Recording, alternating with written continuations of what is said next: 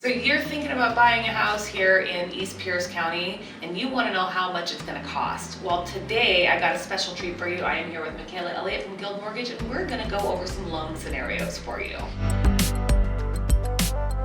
Hi everyone, this is Lynea Carver with eXp Realty. I am a realtor here in the Bonnie Lake, Washington, Lake Taps, Washington area. We are about 45 minutes southeast of Seattle and 30 minutes northeast of Tacoma. Welcome to my channel where we talk about all things real estate related. Hey look, I have a buyer and we're looking at a house the other day. It's like around $500,000. And they asked me how much closing costs are. And I sit here and I'm like, I think closing costs are probably gonna be around 40%. Right? But how do you actually calculate that? Let's pretend I'm a buyer and I want to know what I should expect to bring in with me at closing. What goes into that? There is a lot that goes into closing costs. We do estimate about 2 to 3%, and that 2 to 3% depends on, even gets down to the day we close, because you pay daily interest.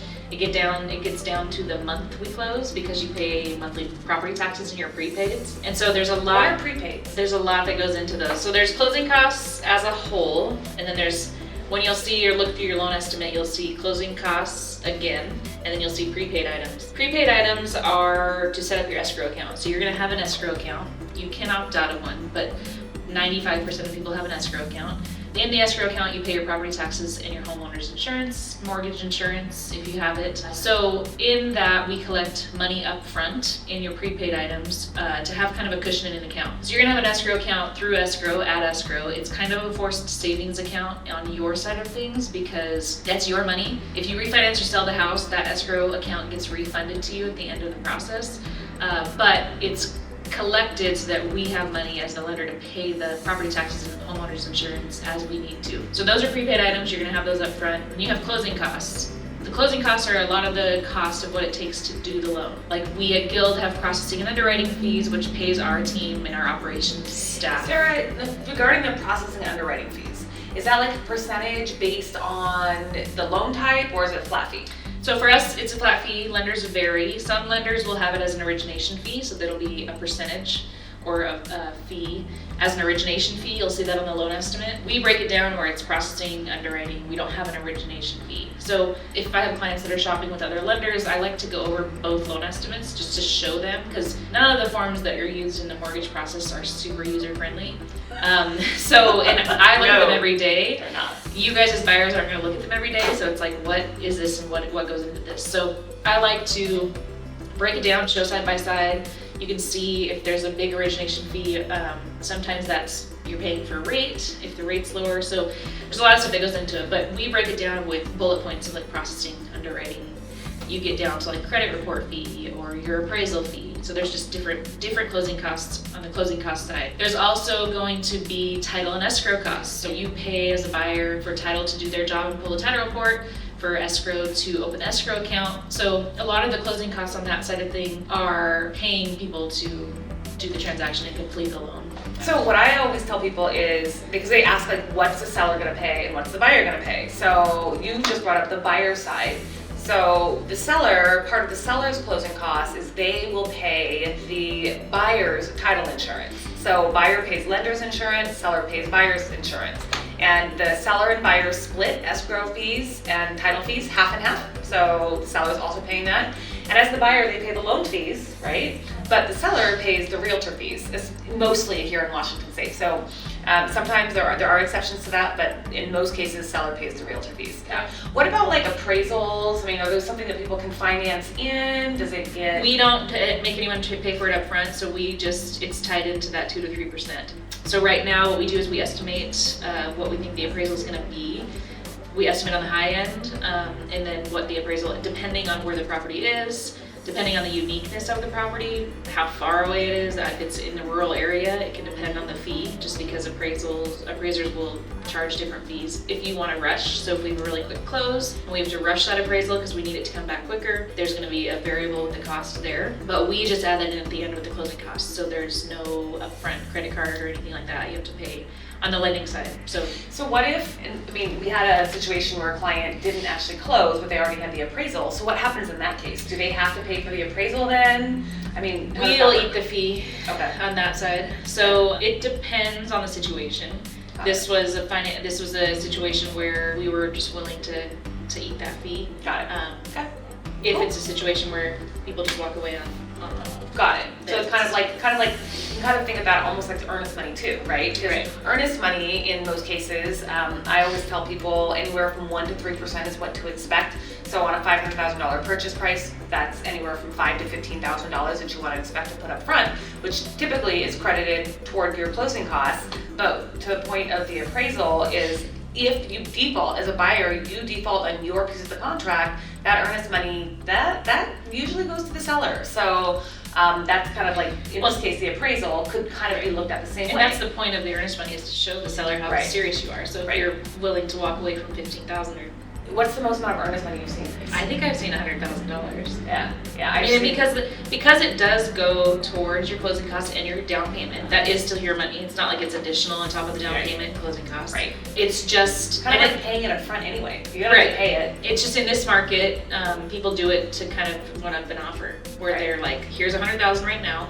Sometimes they'll release it to the seller right away, which means literally it goes to the seller. It's out of your bank account, it's out of everything, which is risky, just because if something ends up happening, that it's not like the seller's gonna be like, oh, it's okay, we'll give you that money back. It's gone. I mean, it's theirs. Giving earnest money up early is something that we see a lot, especially in homes that are really high demand. The most one of my clients has done has been $50,000, but when I've represented sellers, I've seen buyers give up $125,000 just in non-refundable earnest money. Well, and that's why it's important, and that's where I mean, when I get clients that are like, hey, we're gonna release earnest money, I'm kind of like, okay, but I just make sure I did my job, because that's where you want to make sure your lender has done their due diligence, that everything is, all your ducks are in a row, because it is risky. That's a risk. I mean, we have to back the financing, because if financing fails, then that money's gone. So it's just, that's where it's super important who you work with, to make sure that everything's lined up. Right. Who you work with matters. Okay, so $500,000, you could say, my estimate of about 3% is probably a pretty good estimate. Does it range based on loan type? Like if it's conventional versus FHA or VA? Yeah, there's a little bit of different variables. VA, you're gonna have the funding fee. Most people finance that in, so you can finance your funding fee in, so it just goes on top of the loan. So you're technically getting, if you're doing 0% down, over 100% of the loan. But yeah, it does, there are some variables when it comes to the different loan programs. Because if you do 3% on a $500,000, that's $15,000 in closing costs. That's gonna be quite a bit. So I usually say like $7,000 to $8,000. Okay. Because the higher loan amount you go, it doesn't necessarily mean the more closing costs are gonna be. I mean, it is gonna mean that property taxes are probably higher, so you're gonna allot for that. And then homeowner's insurance is gonna be more monthly if you get a bigger house. Right. So there are some variables where if it's a bigger house, it's a more expensive house, they will be more expensive than a $300,000 house. Right. But so I mean, the 3% is not a bad thing then, because if I'm estimating high, telling you, hey, deposit 3%, then we always try to be conservative, so it's like that number goes down instead of going up at the end of the transaction. Right. So if you plan for $15,000 at the end of the transaction, it ends up being 11.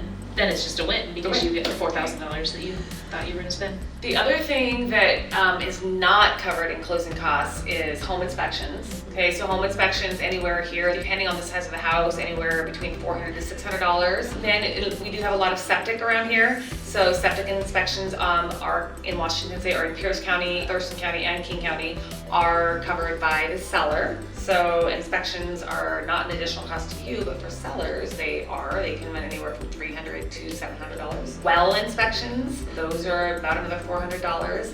And then any additional inspections, those are not covered by your financing. So if you have a pest inspection, or you want to get a mold inspection, or a lead-based paint inspection, or you want to get the roof looked at just to make sure it's got a great life left on it, those are all things that are not covered by financing. Correct? Yep. I mean, I say correct, but yeah. Well, what we do is we order the appraisal. So what our due diligence is on our side is we get that appraisal, and that's kind of a glorified inspection where the appraiser comes out and makes sure that the house is solid, it's valued at what you guys are buying it for, because we will only lend on what a professional is telling us the house is worth. Right.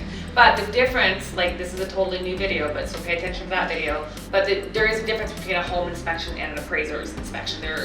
They're often called the same thing by many people, but they're not actually the same thing, and they serve a different purpose. The appraiser is for the lender, the appraiser works for the lender, the home inspector works for you as a buyer. So they're a little bit different. So the home inspector will not give you any sort of estimate on value at all. Right. So, and then for us, on the lending side, if anything's called out on an appraisal, it has to be fixed before closing. So that's where like carbon monoxide is one. Carbon monoxide, I've seen smoke detectors, water heater straps a lot of the time. Earthquake straps. Right. So like most of the things that I see come back on appraiser reports or work orders on appraisals are safety issues for the house, functionality issues that could potentially affect its ability to protect you and live in it. Because we're in a market where you have to waive everything, and we can talk about that. That's a whole Yep, video that's another too. video. Lots of video content coming. But waiving inspection. So a lot of the time, either the seller will provide a pre-inspection, and then that's what you have to use.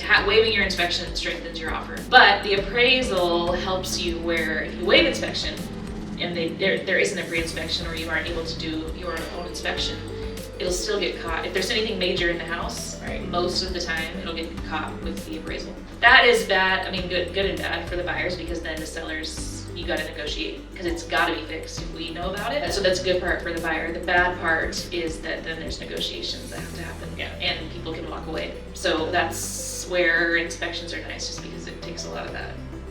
It takes care of a lot of that before we get to the point. Yeah. Which we can do it totally. So I think that's all we have time for on this video. So thank you for watching. Make sure to hit the subscribe button if you want to see more of my content. Michaela, thank you so much for being here, and stay tuned for the next episode.